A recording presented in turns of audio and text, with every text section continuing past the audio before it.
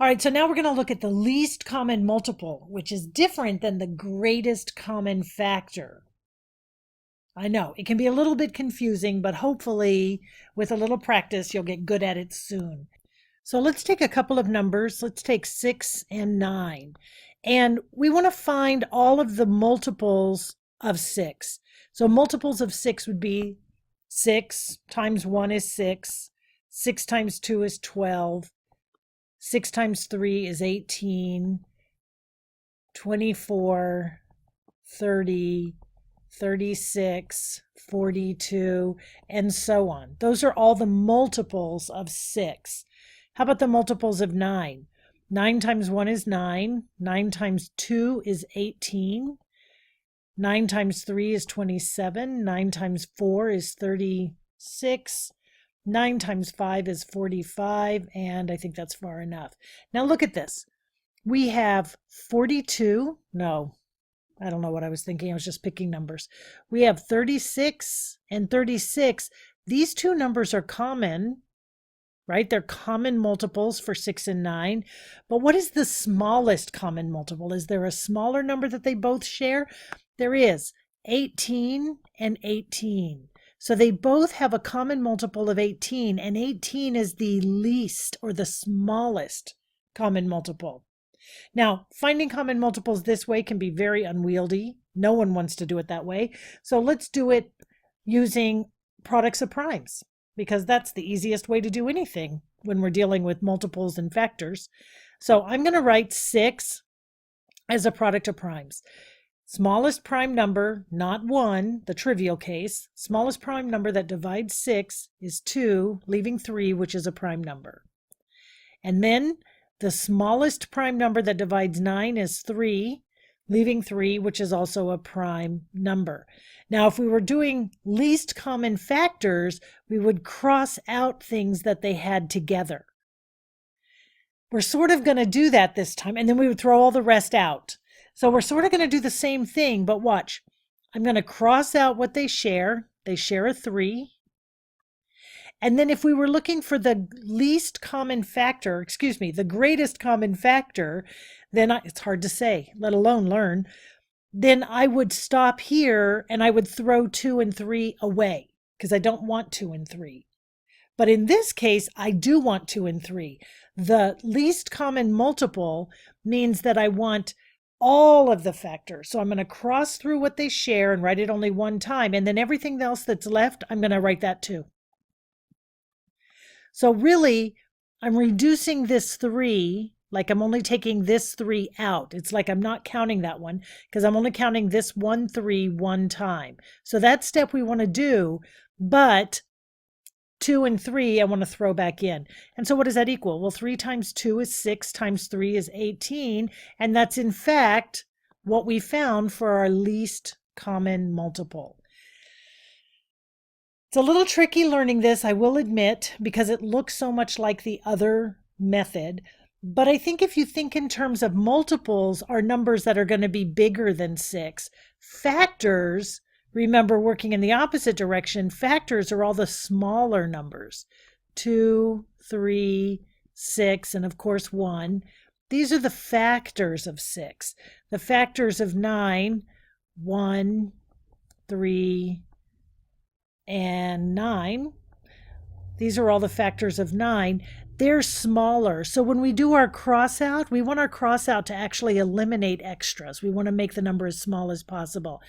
On the other side, when we're looking for the least common multiple, multiples are all bigger. And so once we find and write down our number that they share, then we want to go ahead and add everything else out, everything else that's not crossed out. That's the only way I can think of to help you remember it. You're kind of on your own. You can do it. I know you can. Let's do some examples. Let's find the LCM between 16 and 24. So first thing, 16, 24. I want to write it as a product of primes. 16 divides by 2, leaving 8, which divides by 2, leaving 4, which divides by 2, leaving 2, which is prime. And then 24 divides by 2, leaving 12, which divides by 2, leaving 6, which divides by 2, leaving 3, and 3 is prime. So now I've written each number as a product of primes, and now I want to bring down the 2, and another 2, and another 2, plus the 2 and the 3. So I'm going to do the same thing I did for greatest common factors, where I cross out values and bring them down, but then I want to throw in all the extras that haven't been crossed out. And what does that equal? 2 times 2 is 4, times 2 is 8, times 2 is 16, times 3 is 42. Oh, 16 times 3 is 48.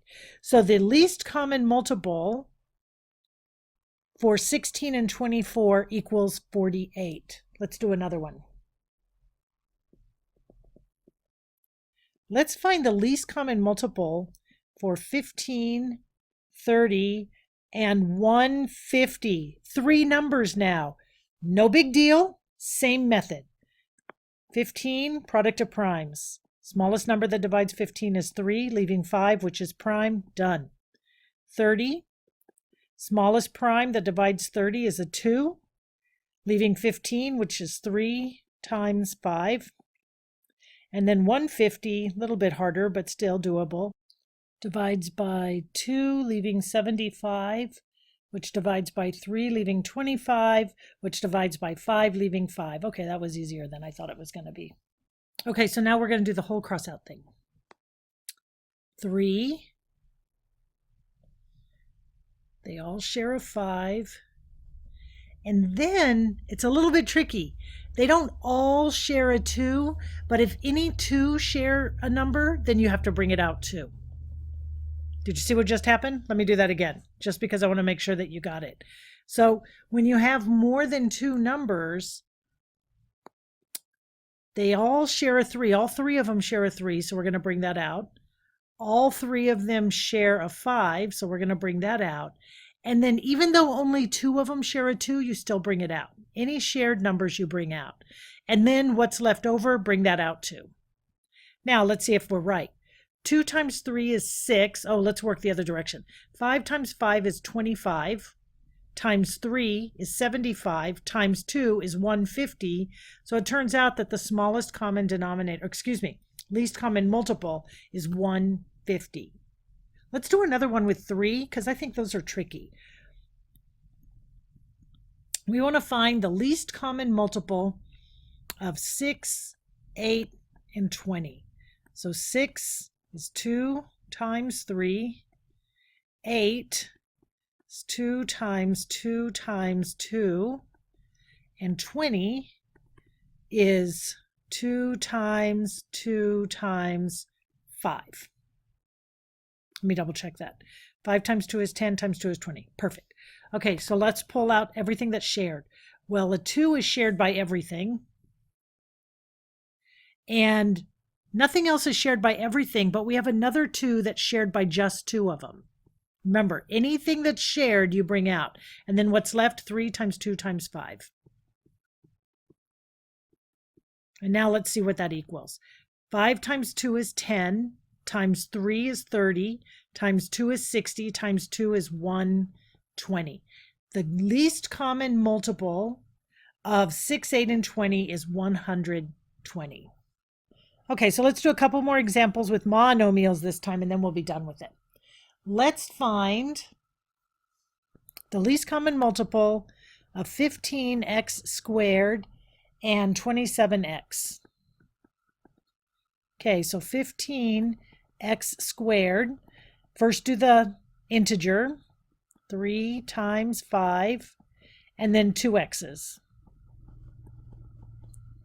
And then 27x, well, 27 is 3 times, well, 27 divides by 3, leaving 9, which divides by 3, leaving 3, which is prime. And then there's only one x. So now let's do our cross through. 3's are shared. And an x is shared. Nothing else is shared, so what's left? 5 times 3 times 3 times x. Okay, what do we have here? This might take some reordering. Well, it's going to be x squared at the end, so I'm not worried about that. 3 times 5 is 15, times 3 is 45, times 3 is 120, 135. 135x squared. And one last example just to pull the whole thing together. Let's find the least common multiple of 4g cubed h squared. What? No worries. And 15g squared h to the fourth. So we want the least common multiple. So 4g cubed h squared written as a product of primes. First do the integer, 2 times 2, 3g's,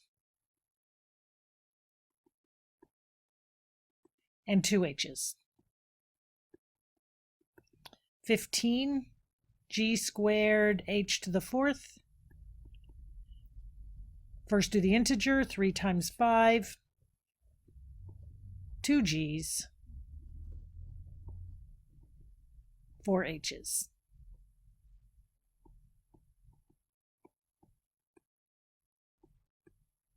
Okay. Well, the integers don't share anything, but I do have a common g, another common g, a common h, another common h. That's it. So now everything else. I have a 2 times g, and a 3 times 5 times h times h. Wow, this one's going to be messy, but we can do it. So first, let's just take our integers. I have a 2 times 2 is 4, times 3 is 12, times 5 is 60. And now our h's, 1, 2, 3, 4. And our g's, 1, 2, 3. So 60 g cubed h to the fourth. I said that out of order, but 60 h to the fourth g cubed is our least common multiple for those two monomials.